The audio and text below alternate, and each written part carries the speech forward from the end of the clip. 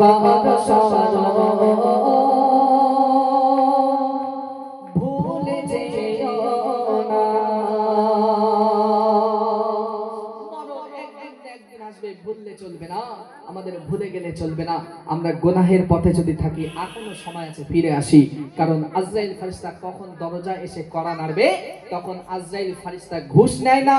আজরাইল ফারিস্তা আপনার কথা শুনবে না, তিনি আপনার কাছে এসে সময় মতো আপনি যে অবস্থাতেই থাকেন না কেন নিয়ে চলে যাবে। প্রিয় কবি লিখছেন, আসবে মারণ কার শরণ ভুলে যেও না, আসবে মারণ কার শরণ ভুলে যেও না, আসবে মারণ কার শরণ ভুলে যেও না।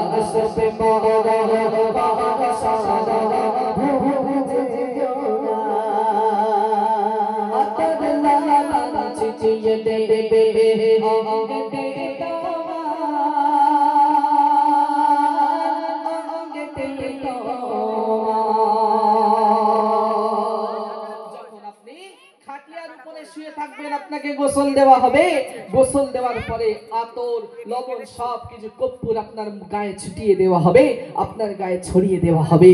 আপনি কিন্তু সবার কাছে মূল্যহীন হয়ে পড়বেন। আপনি যাদেরকে বড় ভালোবাসতেন, যাদেরকে নিজের কাছে টানতেন, যখন আপনি মারা যাবেন সংবাদ পাবে, অনেকে আপনার মুখও দেখতে আসবে না। এমন হয় না, হয় না? তারা বলবে যদি মুখ দেখি রাত্রে ভয় লাগবে, রাত্রে বাইরে উঠতে পারবো না। অথচ আপনি দুনিয়ায় তাদের ভালোবাসার মানুষ ছিলেন, আজ আপনার মুখও দেখতে আসবে না। দুনিয়াটা বড় স্বার্থপর, দুনিয়াটা বড় মিছে মায়া। প্রিয় কবি সুন্দর ভাষায় লিখছে, আতর লবণ ছিটিয়ে দেবে অঙ্গতে তোমার, অঙ্গতে তোমার, সাদা কাপড় পরিয়ে দেবে ঘুরবে না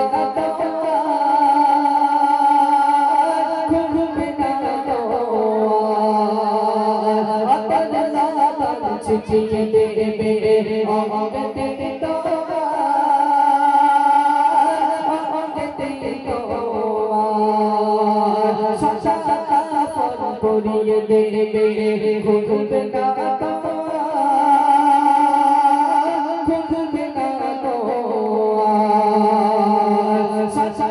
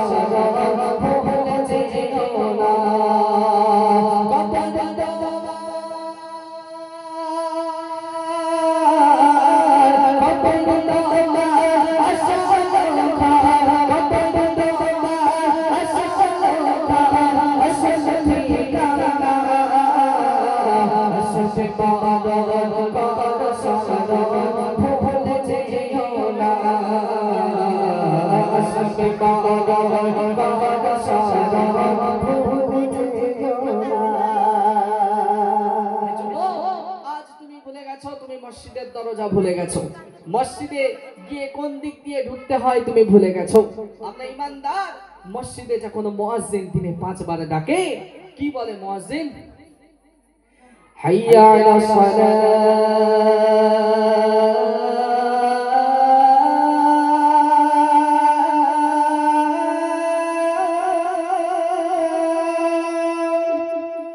মসজিদে ডাকছে যে তোমরা নামাজের জন্য এসো, নামাজের জন্য এসো তোমরা।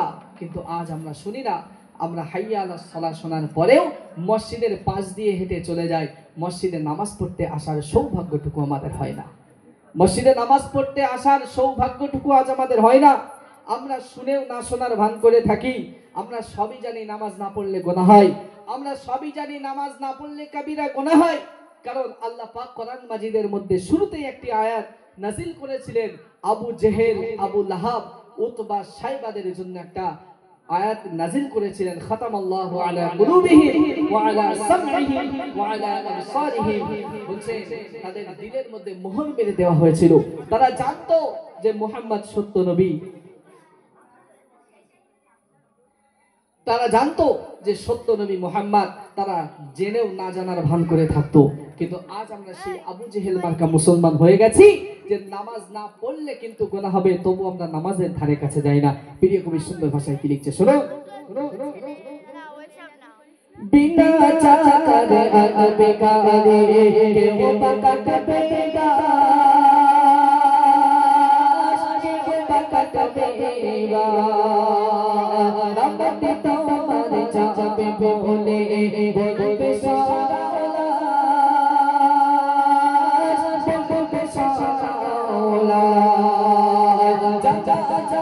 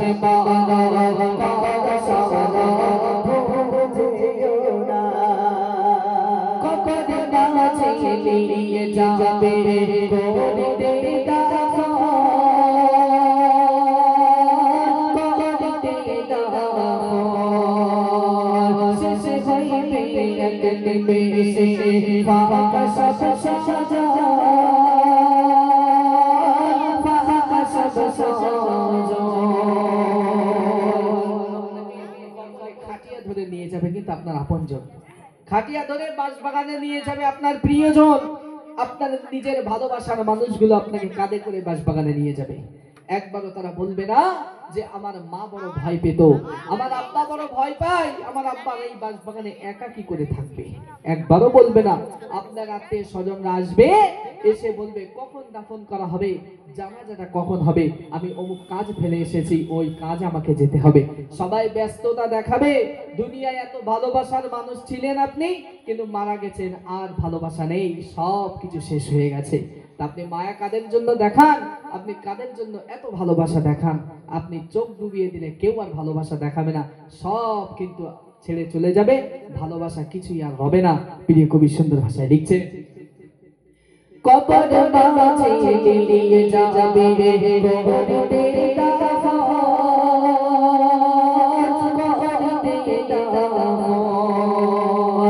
শেষ হয়ে নেমে এসে ফাঁকা